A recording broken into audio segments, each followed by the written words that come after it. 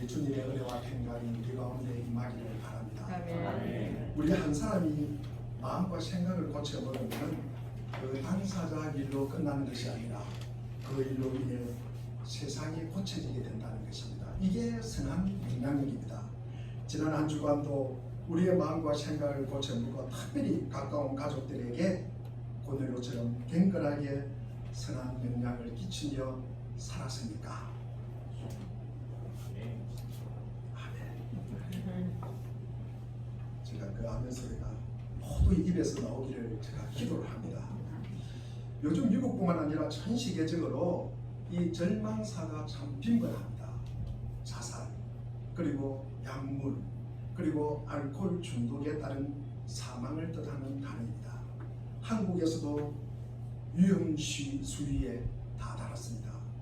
사회적 고립감이 높아지고 경제적 양극화가 심화하는 것이 그 원인이라고 진단하고 있습니다.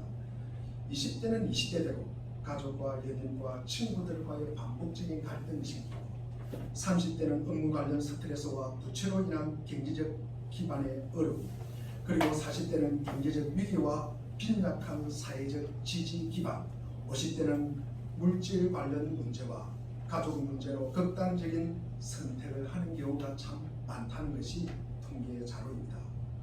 아마 우리에게도 예외는 아닐 것입니다. 우리 앞에 놓인 인생길의 그 걸림돌을 어떻게 해결하는가? 내 앞에 놓인 인생의 고난을 우리는 어떻게 해결하고 있습니까?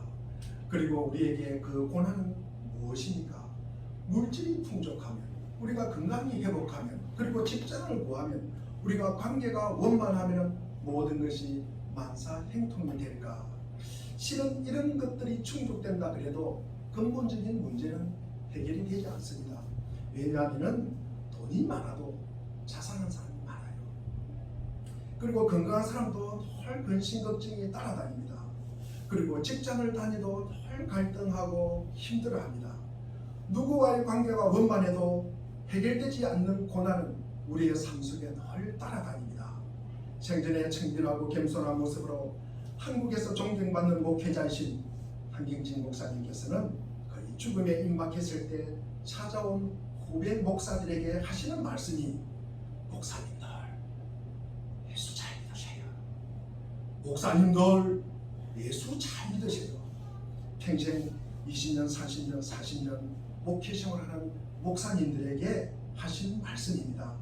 그분은 예수가 인생의 답이라고 말하는 것입니다. 예수가 복음입니다. 예수가 좋은 소식입니다. 예수가 우리의 삶의 전부라고 말씀하고 있습니다. 내가 예수를 믿는다. 이것은 예수를 나의 주인으로 삼는 것입니다. 내가 복음을 받았다는 것은 곧 예수를 받았다는 것입니다. 내가 복음을 알았다는 것은 내 가슴에 예수가 들어온 것이에요. 내 마음에 예수가 자리를 잡았다는 것입니다. 누군가에게 복음을 전한다. 우리는 예수를 전하는 것입니다. 나도 복음을 누린다면 곧 예수를 누리는 것입니다. 우리는 예수로 인하여 구원받고 우리 나그네 인생길에 우리를 영원한 길, 생명의 길로 인도하실 것입니다. 우리의 삶의 여정이 예수 그리스도 안에 있기 때문입니다. 우리의 인생은 나의 것이 아닙니다. 내 출생도, 내 삶도, 그리고 내 죽음도 예수 그리스도 안에 있습니다. 어떤 어려운 상황과 고난 앞에서도 예수 그리스도가 우리의 답이 되기를 바랍니다. 오늘 본문은 우리의 사도 바울의 마지막 유언 같은 당부의 말씀입니다. 몸 상태가 좋지 않은 듯 바울이 연신 기침을 토합니다. 그도 그럴 것이 감옥에 갇힌 지 이태가 되어갑니다. 사방 이 미드도 채 되지 않고 게다가 천정이 낮아 보통 사람의 머리에 닿을 정도의 좁고 차갑고 어두컴컴한 로마의 지하 감옥입니다. 이따금씩 다른 방에서 들려오는 죄수들의 끙끙거리는 거친 신음소리와 그 소리를 깨뜨리는 간수들의 살기등등한 발걸음 소리만 들려올 뿐입니다. 다메섹 도상에서 32살의 젊은 나이에 부활의 주님을 만나서 어둠에서 빛의 눈을 뜨고 사탄의 근시에서 하나님께로 돌아온 사도 바울입니다. 예수님께로부터 복음의 전도자의 소명을 받은 이후로 65세에 이르기까지 33년 동안 줄기차게 그 길을 걸어왔습니다. 1차, 2차, 3차 전도 여행을 12년 동안 투진을 하게 다녔고 그 이후엔 비록 제수의 신분이지만 겉으로 바라던 제국의 심장인 로마에 와서 가택연금된 상태에서도 최선을 다해 나름대로 이태 동안 복음을 전하였습니다. 당시 자신의 욕구 충족을 위해 로마의 대화재를 일으킨 네로 황제가 그 책임을 그리스도인들에게 전부 돌렸습니다. 가혹하게도 교회와 신자들에게 핍박의 박해가 로마 전역에 불어닥쳤습니다. 가혹하게도 그때 바울은 기독교의 1급 지도자로 지목되어 중죄인으로 취급받았는데 그래도 로마 시민권자인 사도 바울은 적법한 절차를 따라 재판을 받는 권리가 있었기 때문에 바로 처형되지 않고 감옥에 갇힌 구속 상태에서 재판을 받고 있었습니다. 바울이 오늘 본문인 디모데 후서를 쓰고 있던 무렵에는 제1심에서 사형 응도를 받은 후입니다. 그래야 바울은 거잖아 자신에게 순교의 시간이 닥쳐올 것임을 직감하고 사랑하는 믿음의 아들이며 복음의 동력자요 후배 목회자인 디모데에게 최후의 편지를 쓰고 있습니다. 마치 유언 같은 마지막 메시지를 들고 주고 있습니다. 오늘 본문을 제가 세 번역으로 읽어보겠습니다. 나는 이미 부어드리는 제물로 피를 흘릴 때가 되었고 세상을 떠날 때가 되었습니다. 나는 선한 싸움을 다 싸우고 달려갈 길을 마치고 믿음을 지켰습니다. 이제는 나를 위하여 의의 멸류관이 마련되어 있으므로 어려운 재판장이신 주님께서 그날에 그것을 나에게 주실 것이며 나에게만 아니라 주님께서 나타나기를 사모하는 모든 자에게도 주실 것입니다. 그의 편지는 죽음 앞에서 두려움과 불안의 편지가 아니라 확신의 편지입니다. 그의 말 속에는 고요한 확신이 배어 있습니다. 그는 죽음이 임박한 것을 알았지만 그것도 그를 두렵게 하지 못합니다. 자신의 일이 거의 끝난 것을 알지만 그것도 그를 낙심시키지는 못합니다. 그의 말은 용기가 있고 차분하였습니다. 믿음의 삶을 사는 디모데뿐만 아니라 그 후배 우리들에게 하는 흔들림 없는 믿음의 확신입니다. 바울은 믿음의 확신을 주는 이 세 가지 시선으로 마지막으로 자기 인생의 결론을 우리에게 말씀하고 있습니다. 첫 번째, 바울은 곁으로 둘러보며 자신의 죽음이 하나님의 영광을 위해서 준비되어 있음을 고백하고 있습니다. 우리 오늘 6절을 우리 한번 읽어보겠습니다. 6절입니다. 시작. 저와 다시 내가 벌써 오시고 나의 떠날 시간이 다가왔다. 사도 바울의 지금 자신의 행편과 처지를 지금 이야기하고 있는 것입니다. 전제는 제사를 드리는 네 가지 방법 중에 하나로서 제물 위에 감사의 표시로 포도주나 그리고 피나 그리고 기름을 붓는 제사 방법을 가리킵니다. 그처럼 바울은 사명의 제단 위에 자신의 피를 부어 순교할 때가 이르렀음을 직감한 것입니다. 바울은 죽음을 하나님께 드리는 제물로 보고 있습니다. 바울은 죽음을 그렇게 볼 수 있다니 얼마나 놀라운 일입니까? 그는 자신을 처형될 죄수로만 보지 않고 한낱 의미 없이 사라지는 한 줌의 죄로 보지 않고 주님의 영광을 위해 드려질 제물로 보고 있습니다. 누가 그의 목숨을 뺏어간 것이 아니라 그 스스로 자신의 생명을 주님께 바치는 것입니다. 일찍 예수님은 바울을 위해 목숨을 버리지 않으셨던가? 내 죄를 대속하기 위해서 십자가의 모진 고통과 피를 흘려 죽지 않으셨는가? 이제 사도된 나는 내 주님을 위해 목숨을 버릴 차례가 되었다고 여기는 것입니다. 위 고백에서 바울은 죽음이란 단어를 사용하지 않습니다. 그 죽음이 두렵다거나 심지어 죽음 자체가 두려워서 하는 이야기가 아닙니다.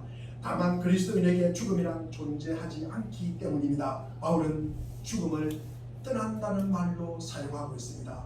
우선 이 말은 천막을 걷고 이동한다는 뜻입니다. 군대가 진을 칠 때 병사가 그러하듯이 말입니다. 바울은 자신을 천막, 즉 썩어질 몸에 거하는 하나님의 군사로 여겼습니다. 죽음이란 단순한 천막을 긋고 영광스러운 새 집에 입주하는 것임을 사도 바울은 깨달아 알았습니다.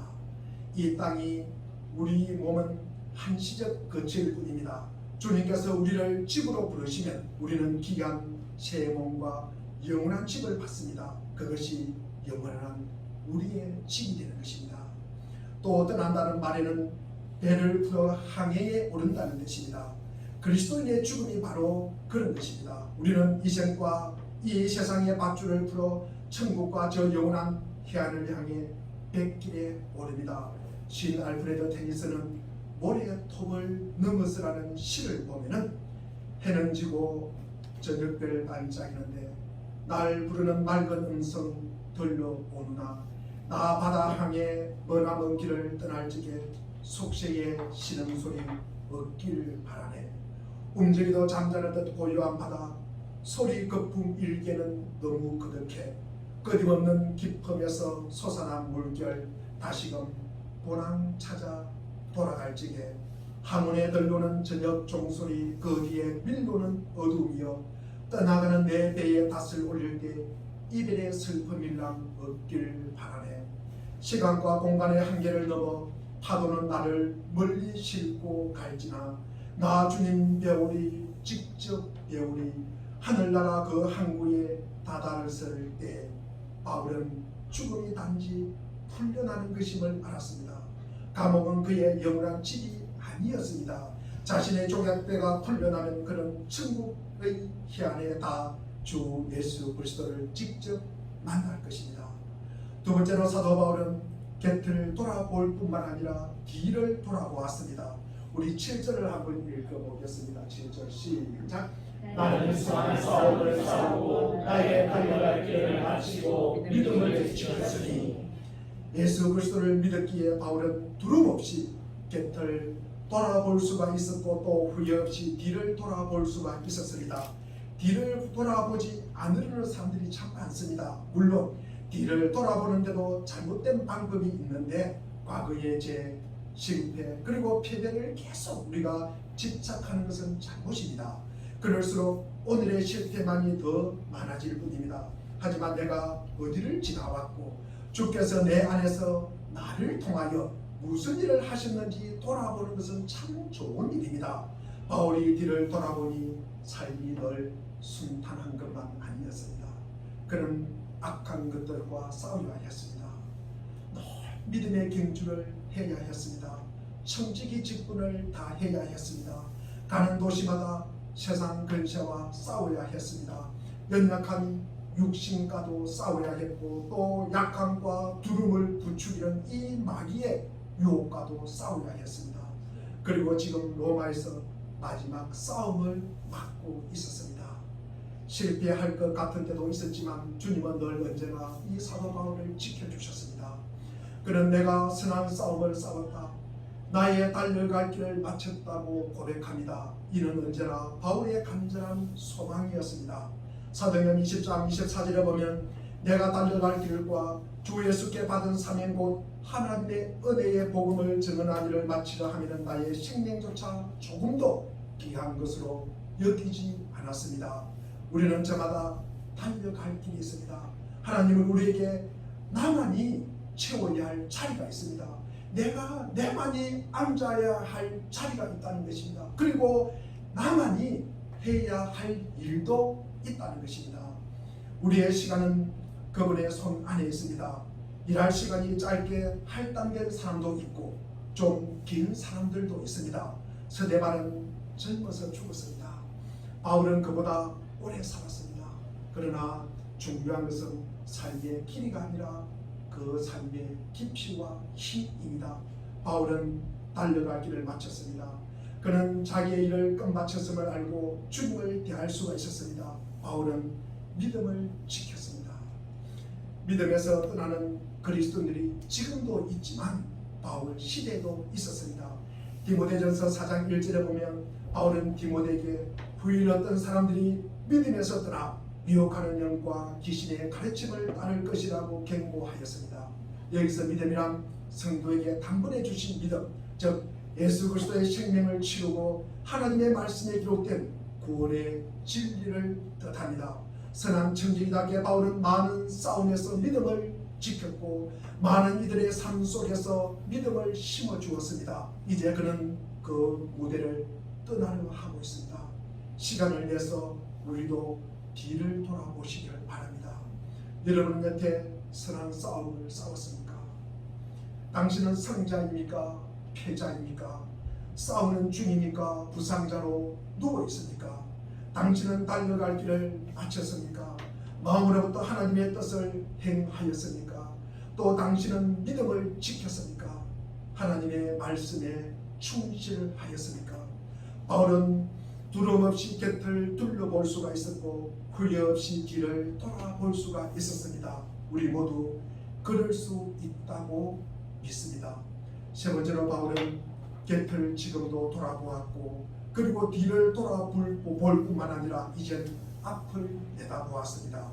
우리 8절을 한번 읽어보겠습니다. 8절 시작. 이제 우리는 나를 위하여 의를 하나님께 되었으므로 주고 너로 시작하나니 그날을 내게 주실 것이라. 내가 아니라 주의 나타나신 것을 사모하는 모든 자에게 되리라. 아멘. 삶의 종착역이 가까워지면 어떤 사람들은 두려워서 앞을 내다보지를 못합니다. 왜냐하면 히브리서 9장 27절에 보니까 사람이 한 번 죽는 것은 정해진 일이요 그 뒤에는 심판이 있습니다 라고 경고합니다.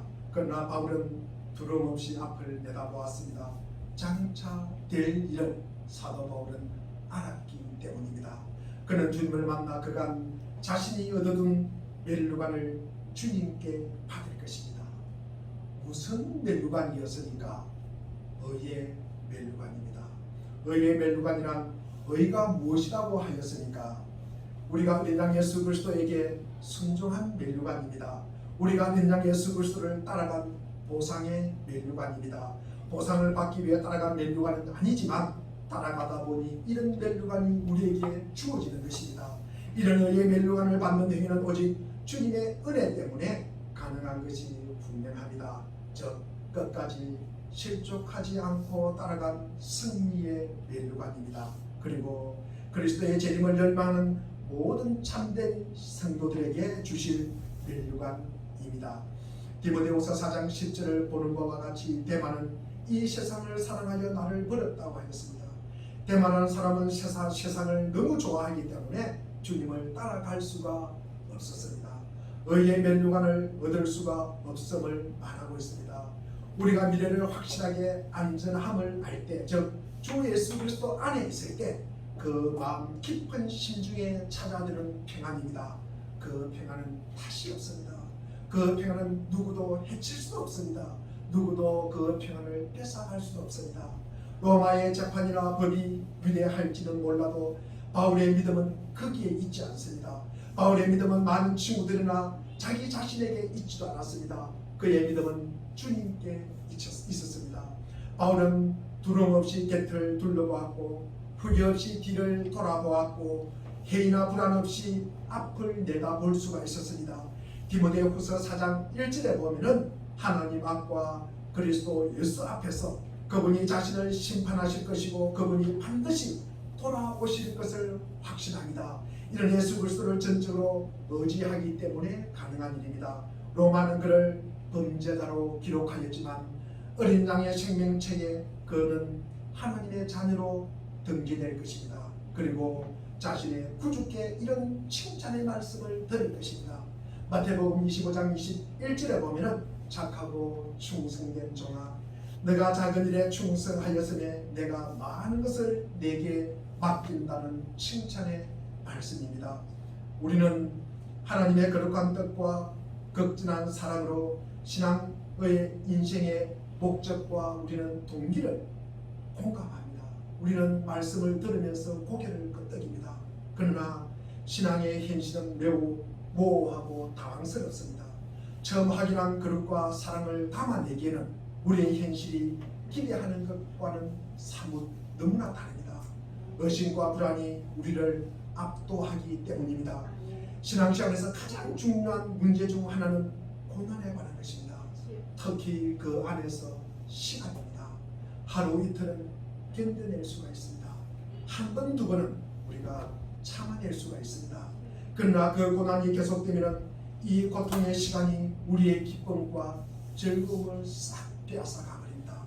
시간은 서서히 지치게 만들고, 시간이 너무 길어서가 아니라 너무 무의미하기 때문입니다. 그 무의미함이 반복되기 때문입니다. 그렇게 몇 개월, 몇 년이 그냥 지나갔는데 모든 것이 협력하여 선을 이룬다고 이 말씀이 우리의 마음에 다가오겠습니까? 아직도 너의 신앙에 매달려 보겠는가 하는 의심이 듭니다. 그렇게 고통의 시간이 지나가는 중이라면 내가 왜 지금 여기에 앉아 있어야 하는 의미를 음미할 수도 없고 그 가치를 발견할 수도 없습니다.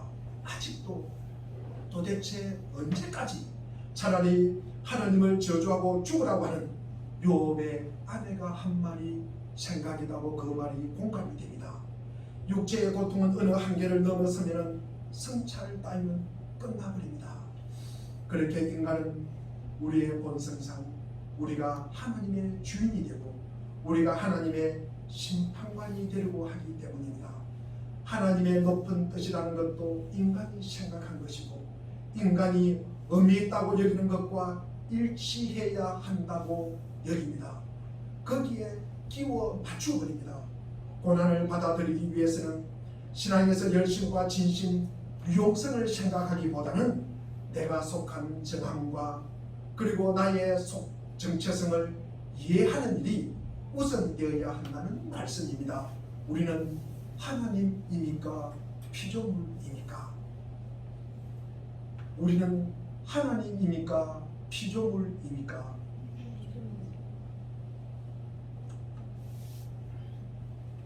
가끔 제가 새벽기도 하고 오다 보면은 여기 누가 그림을 그리고 갔어요. 이 칠판에다가 집도 그리고 나무도 그려놓고 갔어요. 그런데 누가 그렸다는 이름이 없어요. 그러면 이 그림이 없는 것입니까? 있는 것입니까? 우리가 누가 이 그림을 그린지는 모르지만 또 분명히 누가 이 그림을 그렸다는 것은 확실하죠. 이름은 몰라요. 그리고 누가 쓴지 흔적도 없어요. 그러나 그림은 분명히 있는 것입니다. 이 세상도 마찬가지입니다. 우리는 피조물이라는 사실을 알고 깨달고 믿고 받아들여야 합니다. 그래서 우리는 자신을 성찰해야 합니다. 성경에서 고난이라면 누가 떠오릅니까? 성경에서 고난이라면 누가 떠오릅니까? 네, 욥이 떠오릅니다. 욥은 그의 눈에 보이는 것이 무엇이었습니까? 잿더미에 앉아 있습니다. 극심한 종기, 그리고 거기서 기와장을 자기 몸을 끌고 있습니다. 비난을 품는 아내와 친구들, 그리고 격렬한 고통뿐입니다. 욥에게 보이는 것은 이런 것밖에 없었습니다. 그 고난 중에서도 하나님께서 욥에게 뭐라고 말씀하였습니까? 참아라, 인내하라고 그랬습니까? 그런 말 한 적 없습니다. 그러면 뭐라고 말씀하였습니까? 하나님께서 욥에게 뭐라고 말씀하였습니까? 고난을 해결하는 방법이 무엇입니까? 욥기 우리 38장 3절과 욥기 40장 7절에 보면은 내가 묻는 말에 대답하리라. 하나님께서 우리에게 하시는 말씀입니다. 내가 묻는 말에 대답하리라. 광명이 어디 있느냐? 흑암이 어디 있느냐? 너희들이 이 세상 살아가면서 광명이 어디 있느냐? 흑암이 어디 있느냐? 암사슴이 새끼 낳는 것을 봤다. 암사슴이 새끼 낳는 것을 봤다. 까마귀 새끼 먹이를 누가 주는지 너희들이 봤나? 타조가 알 까는 거 너희들이 봤나? 너희들이 말이 달리는 거에 그 힘이 어디서 나오는지 아느냐? 독수리 공중에 떠 있는 거 너희들이 봤나? 다 이거 누가 했다는 말씀입니까? 하나님이 하셨다는 말씀입니다. 내 하나님이 만드신 것이 어떤이 아니냐? 내 하나님이 만드신 것이 어떤이 아니냐? 하나님의 창조를 말씀하고 계시는 것입니다. 이는 우리에게 이야기하면 나는 누구인가? 나는 누구인가? 나의 정체성을 깨달아 아는 것입니다. 나는 지금 어디에 있습니까? 나는 과거에 어떻게 살았습니까? 나는 앞으로 어떻게 되는 것입니까? 나의 주인은 누구입니까? 나를 현재까지 인도하신 분이 누굽니까? 나의 과거를 인도하신 분이 누구입니까? 나의 앞으로의 미래를 인도하실 분이 누구십니까? 그것을 알아가는 것입니다. 우리가 이 정체성을 알지 못하면 우리가 늘 헤매게 되어 있습니다.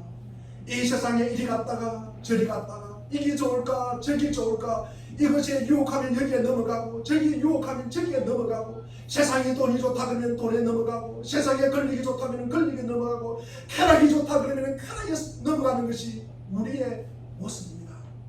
하나님은요 이 하나님의 거룩과 사랑을 우리 안에 담으려고 하는 것입니다.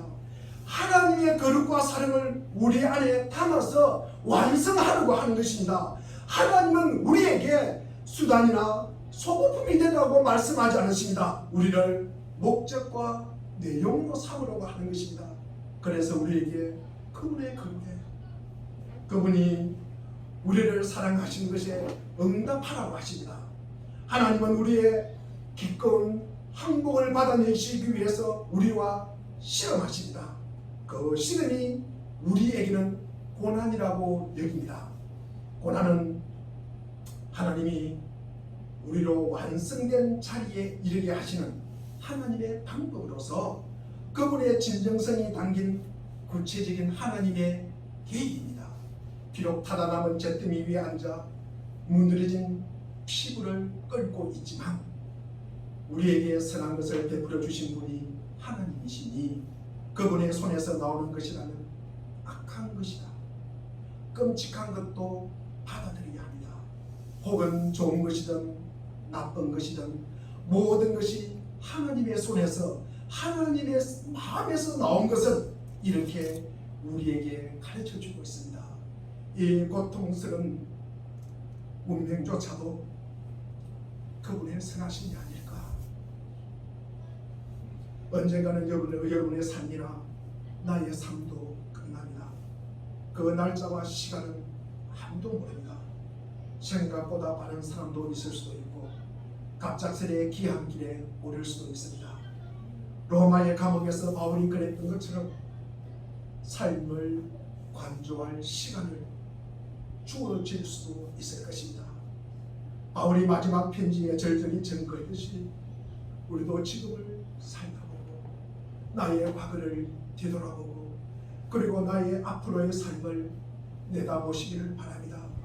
그 모든 삶의 새 방향을 바라보아도 우리 주님의 개입하심을 똑같이 우리가 증거할 수 있다고 저는 확신합니다.